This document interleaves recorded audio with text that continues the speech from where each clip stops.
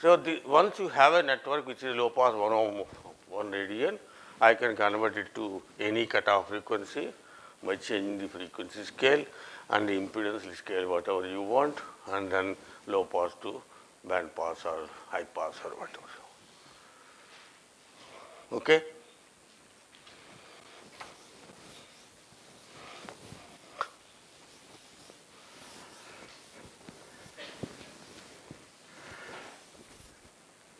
Before this synthesis techniques came in 1960s and 70s, 60s basically, people were doing cut and try method. You put some value inductor capacitor and see what happened, change the value and then try to play around with it and try to design filters based on that. Not very straightforward method of synthesis. The first time that a formal synthesis methods have been found out, and remember all this happened only because of our basic knowledge about networks. There are so many statements we made here which are coupled with our basic knowledge in the networks, that relation between the order of the Poisson to number of elements and so on and so forth. Okay.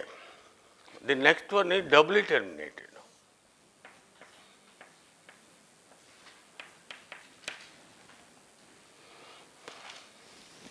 It's a bit more complicated than this.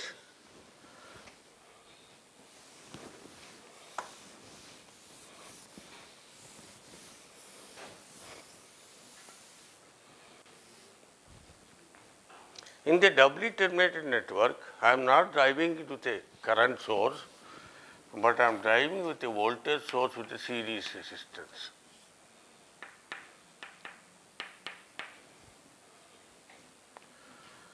Let's call this R1 and let's call this R2.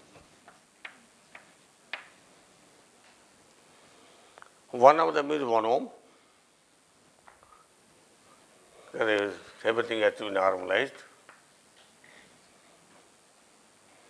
And R2 is some ratio of this. And if you want to increase R2 to some other value, use the same technique of raising the impedance level. So, normally designer is asked to find out a network here, again lossless, for the same argument that no power should be wasted in this. So, this should be lossless network and terminated with a source resistance of some ohms and to a load resistance of some ohms.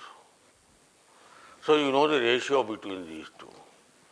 So, you take this as 1 ohm and this one as the whatever is the other value, 100 ohms, it is 200 ohms, 1 is to 2. So, you put 1 there, you put 2 here and so on and so forth. So, tables are now available for ratios of R2 to R1 or R1 to R2. But what is the synthesis technique?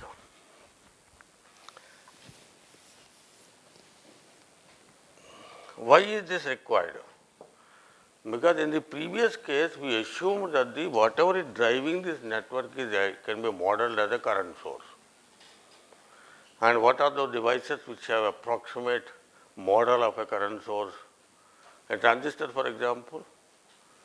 Transistor, the output side is basically a current source, and which is related to the base current. Beta times IB is equal to IC, and generally we take a model for a transistor, the output is equal to just a current source. So, if such a transistor is driving a network which is a filter, and whatever is this current depend upon the base current here, and you want to modify the frequency characteristics of the input signal to some other signal as a low pass filter, and then you have to put a black box here which is a filter to modify the frequency characteristics. So, I put the filter here, and this has to be now terminated in some resistance. So, this model what we are using here in the previous case correspond to amplifier design, which is driven by a transistor and then goes to a low pass filter or a high pass filter, whatever it is you want to do accordingly with some given amount of load here. Right? But this situation is that this is not a transistor, but some source here, which can be modeled by its Thevenin equivalent, which has the ES and a source impedance 1 ohm, a normalized value. So, if such a thing happens and it is terminated by some resistance R2, and then what is the network which will give me a transfer relationship between the output to input given by a equal to a low pass filter. Right? Now, what is the Hg omega for this configuration?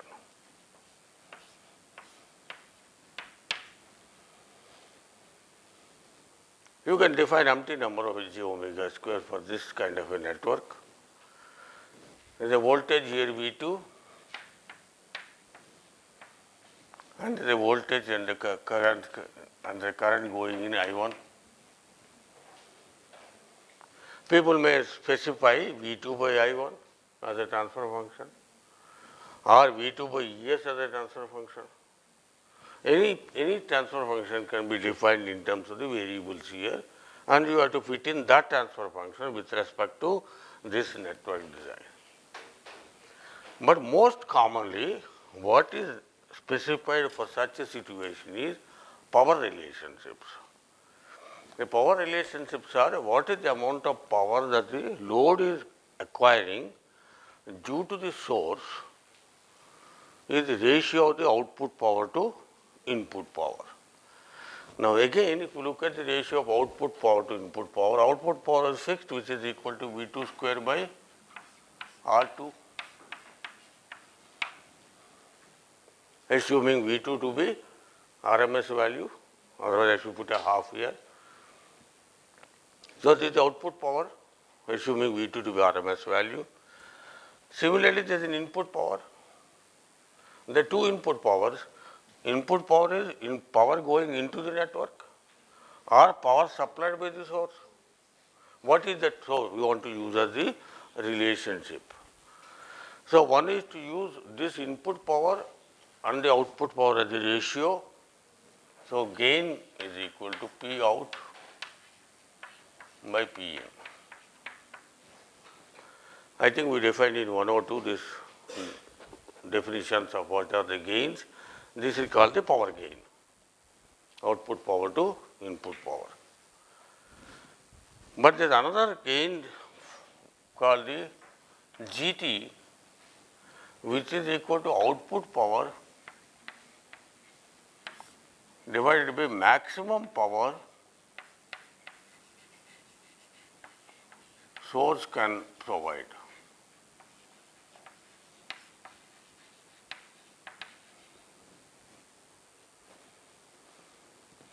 That is called the transducer gain,